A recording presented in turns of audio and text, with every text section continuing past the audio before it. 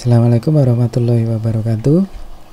Baik, kita akan melanjutkan pembahasan kita ya terkait bab 11 ya, Effective Learning Environment. Sebelumnya kita sudah membahas tentang allocated time ya, kemudian engage time atau time on task ya.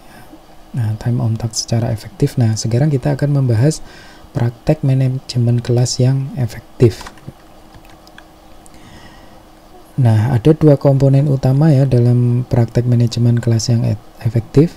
Yang pertama adalah perencanaan awal tahun yang tepat dan menetapkan peraturan kelas gitu ya. Nah, sebelum kita masuk ke pembahasan ini ya, kita akan membahas dulu beberapa catatan yang terkait manajemen kelas yang efektif. Nah,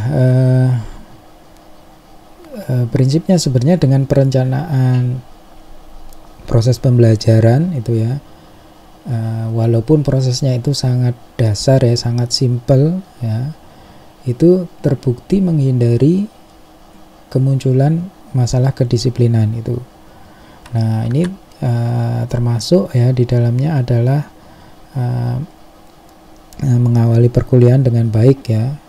Kemudian mengatur kelas agar pembelajaran menjadi lebih efektif, menetapkan peraturan dan prosedur dalam kelas gitu ya, dan menyampaikan perilaku yang diharapkan dari siswa secara jelas. Nah, studi membuktikan ya bahwa membentuk hubungan antara guru dan siswa yang kooperatif ya, nah, penuh perhatian itu akan terbukti ya mengurangi masalah kedisiplinan itu. Jadi praktek manajemen kelas yang efektif ini terkait hal-hal ini ya. Selain juga ini nanti kita bahas ya terkait perencanaan awal tahun dan juga peraturan kelas itu ya. Nah, baik, kita mulai dengan perencanaan awal tahun yang tepat ya. Nah, awal atau hari pertama ya pelajaran itu sangat penting ya untuk mewujudkan keteraturan dalam kelas ya sepanjang tahun gitu ya. Jadi yang awal-awal pertemuan itu akan menjadi set penting gitu ya untuk keteraturan kelas sepanjang satu semester ya atau satu tahun nanti itu. Nah, beberapa aktivitas yang terbukti meningkatkan keterlibatan siswa ya selama setahun itu adalah guru. Yang pertama, guru memiliki rencana yang jelas dan spesifik dalam mengenalkan siswa pada peraturan dan prosedur kelas gitu ya. Nah, sini guru memastikan ya dalam tidak hanya dalam satu pertemuan ya, beberapa pertemuan awal gitu ya, bahwa siswa itu harus memahami peraturan kelas gitu ya. Nah, misalnya mereka harus tahu bagaimana cara untuk berpendapat gitu ya, misalnya dengan mengacungkan jari, mereka harus datang tepat waktu, mereka harus teratur dalam aktivitas dan sebagainya gitu ya. Jadi siswa harus memahami dulu peraturannya apa itu. Nah, kemudian yang kedua adalah guru bekerja dengan seluruh siswa gitu ya, walaupun nanti dalam prosesnya itu ada tugas-tugas kelompok, tapi prinsipnya itu guru bekerja dengan seluruh siswa. Jadi guru selalu terlibat dalam kelas pada setiap waktu ya, tidak meninggalkan kelas ya, tidak meninggalkan siswa ya, tanpa tugas atau tanpa supervisi.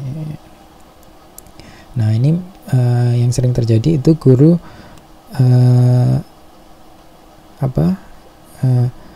guru itu terlibat dengan 1-2 siswa gitu ya, karena mereka memerlukan kurang memahami gitu ya,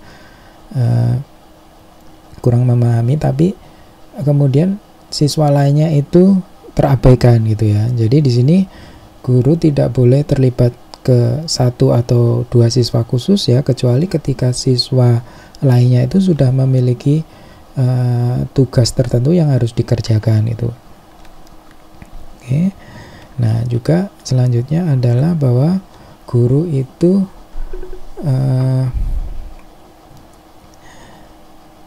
harus mengalokasikan waktu pada pertemuan pertama ya untuk mengenalkan prosedur dan mendiskusikan peraturan kelas ya.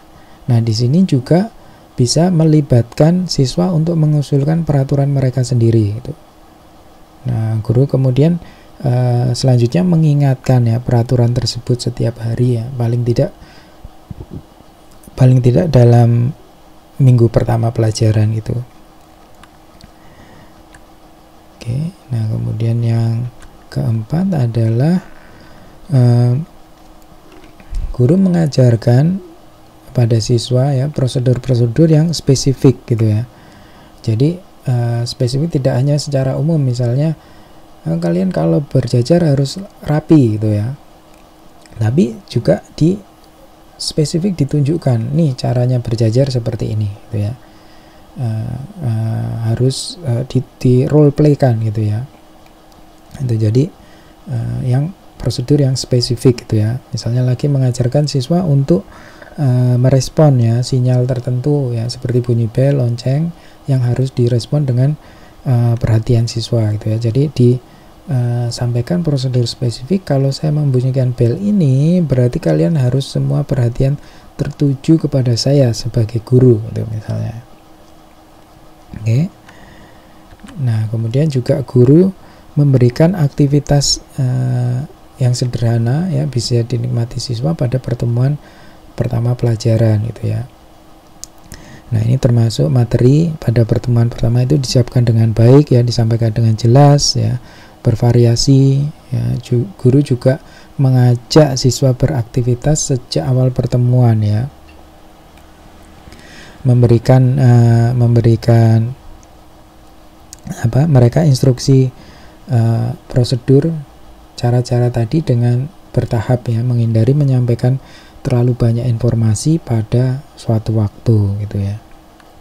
Dan jadi prinsipnya perencanaan awal itu tidak hanya di pertemuan pertama gitu ya, bila perlu di beberapa pertemuan pertama gitu ya. Jadi bisa 1 minggu 2 minggu pada pertemuan pertama tersebut. Nah, guru juga merespon secara cepat ya untuk menghentikan misbehavior yang ada di awal pertemuan tadi. Nah, ini nanti kita bahas lebih lanjut ya terkait misbehavior, tapi konteksnya di sini adalah sejak awal misbehavior itu direspon itu semakin nanti memberikan persepsi siswa bahwa guru itu serius ya, tidak menyukai misbehavior tertentu yang dilakukan oleh siswa itu gitu. Nah, yang kedua adalah menetapkan peraturan kelas gitu ya. Nah, ini menetapkan peraturan kelas itu adalah tugas manajemen kelas yang harus dilakukan ya di awal tahun gitu ya. Ada 3 prinsip dasar ya dari pengaturan kelas. Jadi yang pertama, peraturan kelas itu harus berjumlah sedikit ya, harus masuk akal dan dinilai adil oleh siswa, dan peraturan harus diajarkan dengan sengaja dan jelas kepada siswa gitu. Nah, misalnya peraturan respect others property gitu ya, untuk menghargai milik orang lain itu. Nah, peraturan ini terkait misbehavior yang relevan langsung ya, misalnya mencuri atau merusak barang orang lain gitu ya. Nah, namun peraturan ini juga mencakup perilaku lain seperti menyimpan barang-barang dengan baik, membersihkan sampah di kelas ya, tidak mencoret-coret buku perpustakaan dan lain-lain itu. Nah, pada saat diskusi penetapan peraturan ini itu siswa itu diminta ikut menjabarkan atau memberi contoh penerapan peraturan tersebut ya. Selain tadi juga di awal kan dia mengusulkan juga ya. Nah, dengan menjabarkan lebih lanjut ya peraturan-peraturan tersebut, tidak hanya sesuai teksnya gitu, nanti siswa akan memiliki perasaan berpartisipasi ya dalam penerapan peraturan yang rasional tersebut, dan bisa dipatuhi ya oleh semua pihak itu. Nah, bila seluruh kelas telah setuju ya peraturan-peraturan tersebut, nah nanti pelanggar itu mengetahui ya bahwa mereka itu akan melanggar norma kelompok ya, norma komunitas ya, tidak semata peraturan dari guru ya. Jadi ini akan memperkecil ya kemungkinan terjadinya pelanggaran atau misbehavior dari terhadap peraturan kelas tadi gitu.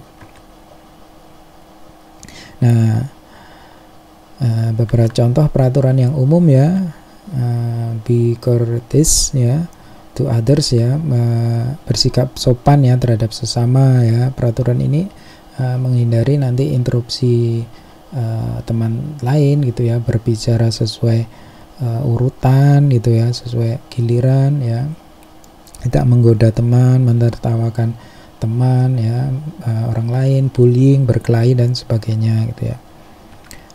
Respect others property ya, menghargai milik orang lain tadi sudah kita jadikan contoh. Kemudian be on task ya, ini termasuk mendengarkan ketika guru atau siswa lain berbicara, mengerjakan seat work ya, melanjutkan bekerja ya walaupun ada interupsi. Kemudian tetap berada di tempat duduk ya, siap bekerja ketika bel berbunyi, mengikuti petunjuk guru dan sebagainya. Nah, kemudian raise hands to be recognized ya. Jadi ini menghindari siswa meninggal tempat duduk tanpa izin atau berbicara, berpendapat sebelum diizinkan ya. Ini hanya peraturan umum saja ya. Ini bisa diadaptasi dengan beragam variasi saya pikir ya. Nah, baik itu saja. Silakan cek lagi di chapter 11 ya, praktek manajemen kelas yang efektif. Terima kasih, sampai jumpa pada pembahasan kita selanjutnya di chapter 11. Assalamualaikum warahmatullahi wabarakatuh.